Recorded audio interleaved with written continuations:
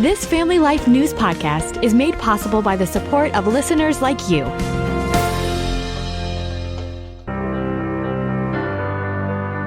Welcome back to another edition of Real Answers, a regular Wednesday feature during the Family Life Noon Report, where we discuss the issues that matter to families most with licensed mental health counselor Christopher Anderson. Chris, I know we dealt with a somewhat similar topic last time around, but with the election now decided, so many strong feelings in this aftermath, it kind of seemed worth revisiting.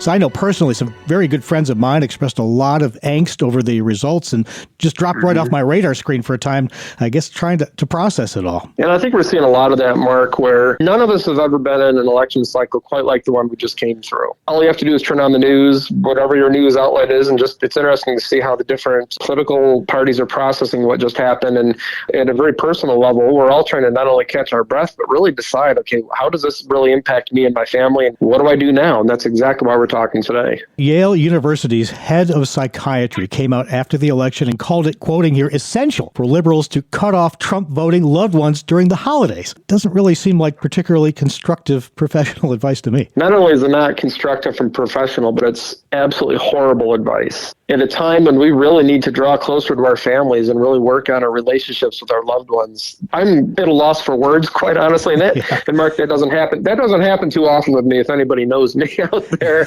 But this absolutely caused my jaw to hit the floor. I could not believe that this is actually being promoted by a university, not to mention an Ivy League. But at the same time, things have really changed drastically in our country. And it's funny, you think back in history, Yale and a lot of other these Ivy League old-time schools started out as Christian schools. That psychiatrist called cutting off Trump voting friends essential to liberals' mental health. What might be a better way for those who didn't like the outcome of election 2024 to cope with it and hopefully move on in a more positive way? The mandate is pretty clear in Scripture. As Christians, we need to continue to just live at peace with it, as far as it concerns us with everybody we come in contact. Now, that doesn't mean to allow yourself to be abused and taken advantage of and things like that. Elections don't always go the way we want it to. I mean, if you're, let's say, a Republican, I mean, you've had elections where you didn't get what you wanted, and now it seems to go the other way. The better way to cope is just realize that these are people that we have relationships with, and it's okay to say, hey, we're not going to discuss politics, but goodness, still enjoy each other's company. And then historically, that has been what we've done in the past. I mean, I remember growing up, you never even talked about who you voted for. You just didn't say it. That was how you handled this stuff in the past. And well, sadly, times have changed. You can still choose where I'm just not going to talk about contentious issues and then focus on the things that we can agree on. You're listening to Real Answers with licensed mental health counselor Chris Anderson. So let's look at the flip side. What's a good strategy for those who were happy with how Election Day 2024 happened? Well, whatever you do, don't gloat. Okay. At this point, you move on. It's kind of the same strategy, quite honestly. You just live at peace with folks that may feel very strongly different than you. And a real good key is to remember that somebody that chooses to cut you off doesn't mean that you have to necessarily stop reaching out. Now, if reaching out causes them to start saying, don't you contact me ever again, and if you do, then I'm going to do that. Okay, you just step back, of course, but at this point, still try to look for areas where you can make bridges and just try to relate to folks that you disagree with, but quite honestly, isn't that what we're called to do anyway, and spreading the gospel and being a good witness? I guess it all depends on that particular relationship, the history of it. Absolutely. Let's dive a little deeper. The extreme level of division and the outright hostility we've seen surrounding this election. What does that say about America's present state mentally and spiritually? Because I know for me personally, not knowing what the outcome would be, I felt at peace, like Daniel's 4:17, Colossians 1:16. No matter who wins, God still is on the throne. That's ultimately what counts. It really is ultimately what counts.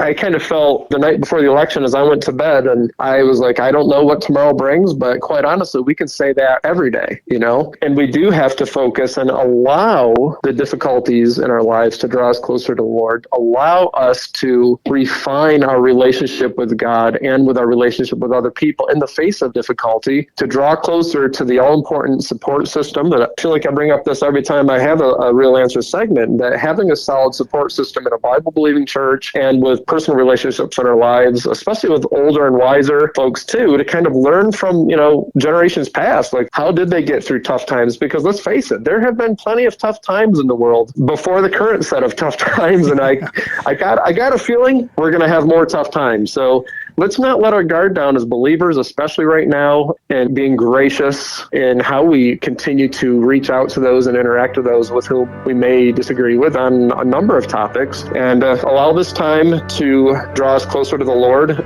Really, that's where it's at.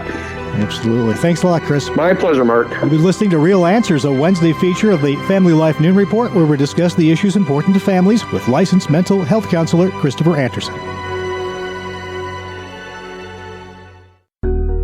Thank you for listening to this Family Life News podcast. If you've been encouraged by what you've heard, please share it with others and click the subscribe button to automatically receive future episodes. Family Life is a listener-supported ministry. Podcasts like this are made possible by your financial partnership. Find out more at familylife.org.